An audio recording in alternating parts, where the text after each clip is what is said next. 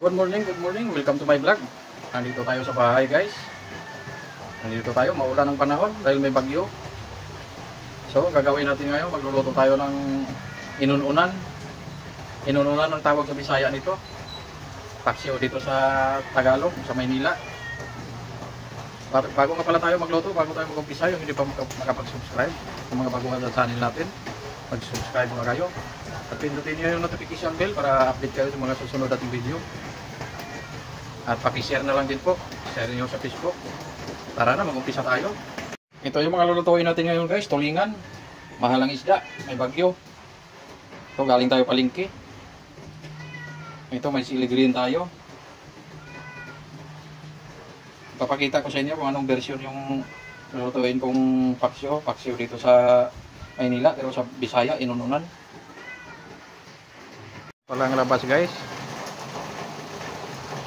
Isang gabi na itong ulan, magdamag na.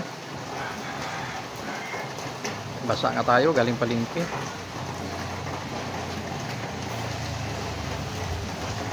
Ito na yung lulutuin natin. Tara na, hiwain na natin yung mga sangkap natin. Ricado.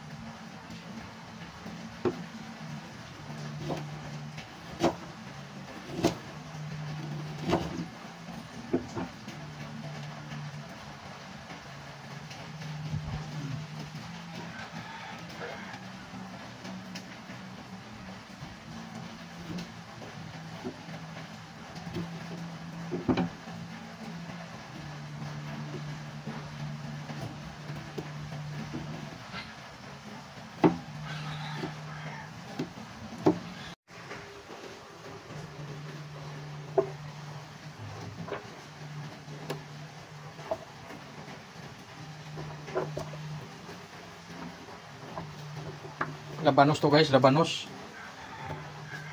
Kasi mura yung labanos eh. Instead na kamyas yung ilagay natin, labanos yung ilalagay natin.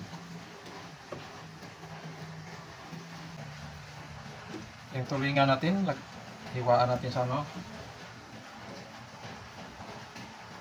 Tapos medyo pitpitin natin siya.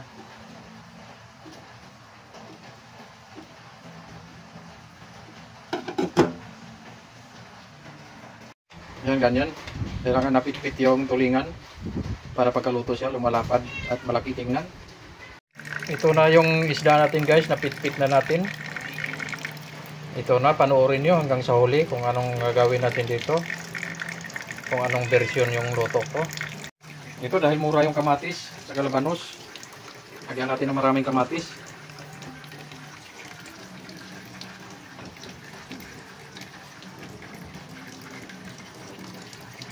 Tsaka sili.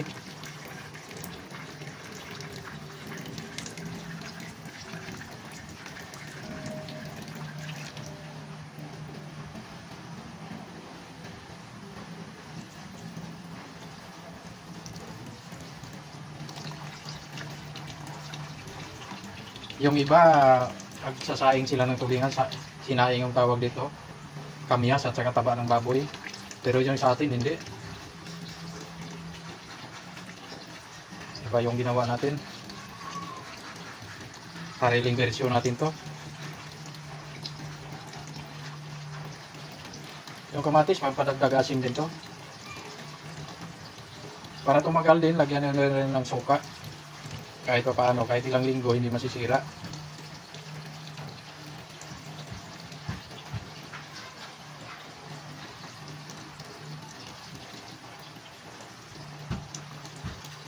Masarap pa to sa sardinas.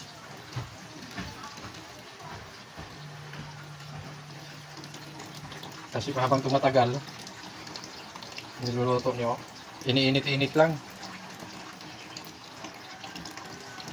Habang tumatagal, mas lalong sumasarap. Yun, ito yung labanos natin, oh. Pahaba lang din yung ano natin sa labanos.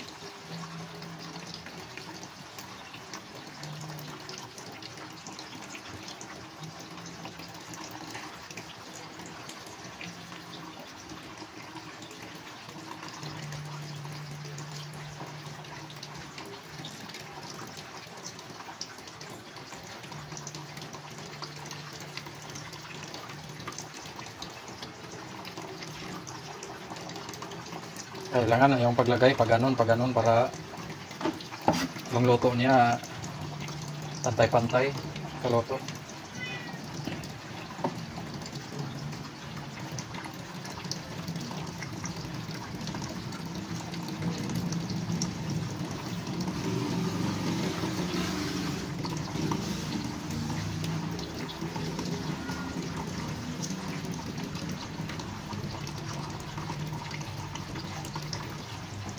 Masarap din, maraming siling green.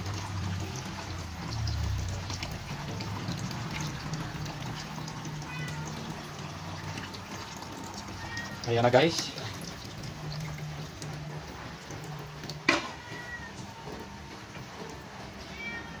Lagyan pa rin natin ng labuyo bago natin lagyan ng panimpla.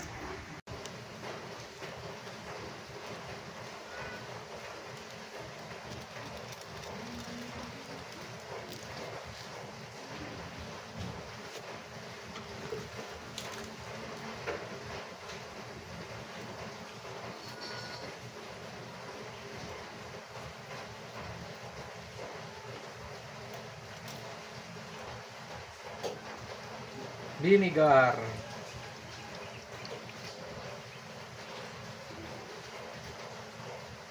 Kahit maraming kamatis, lagyan natin ng suka. Kasi pag puro kamatis, masisira yon. Kailangan lutuin natin siya sa suka. Tara na. Punong-puno. Yan, sasalak na natin guys.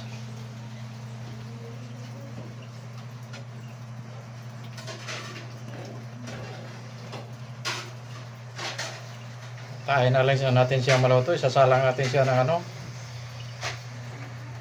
20 minutes. 20 to 30 minutes para maluto yung tulingan.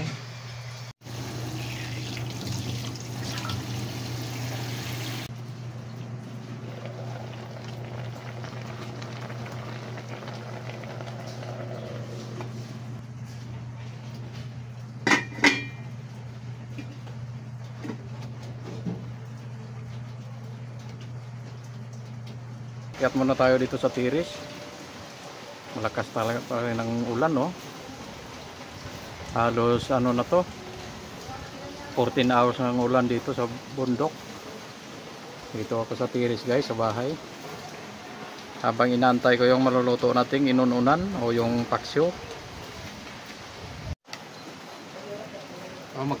Habang dito tayo sa taas guys, habang inaantay natin yung maluluto na iluluto nating inununan, shout out muna tayo. Shout out muna kay DGM Vlog.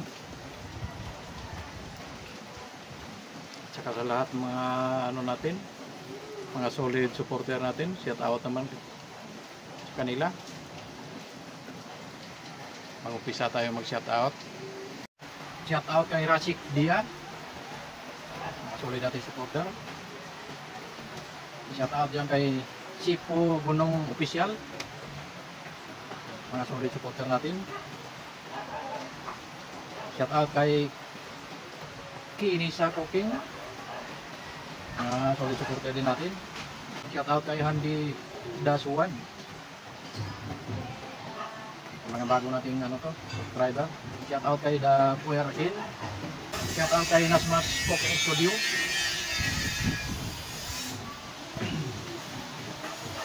Shout out yan kay Sally Batilio.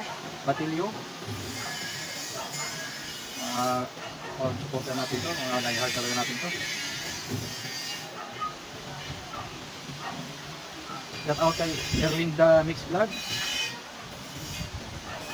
Shout out inyo. Shout out kay Ulik Lito Ribbon. Shout out yan friend, shout out. Shout out kay Susana Bartolata Mix Vlog. Shout out yan friend, shout out. Mga solid supporter natin. Shout out kay Bon Garcia Iski. Shout out yan friend, shout out. Shout out kay Bang Hapis. Marami tayo shout out ito. Shout out yan kay Nunas Canadian Diaries. Shout out idol. Lumalakas na ulan ha. Pumapasok na yung ulan dito sa Tiris. Sa sunod na lang tayo mag shout out ulit. Titingnan natin yung mga niluto ko doon sa baba. Yung niluto ko yung inununan o paksyo dito sa Tagalog. So, almusal na pala tayo, kamuti.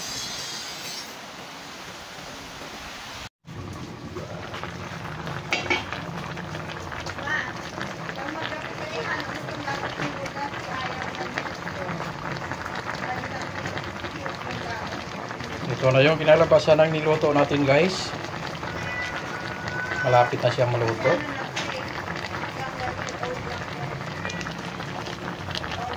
Masarap yun talaga yung lutong-luto siya. Halos na nagmamantika na. Takpan muna natin.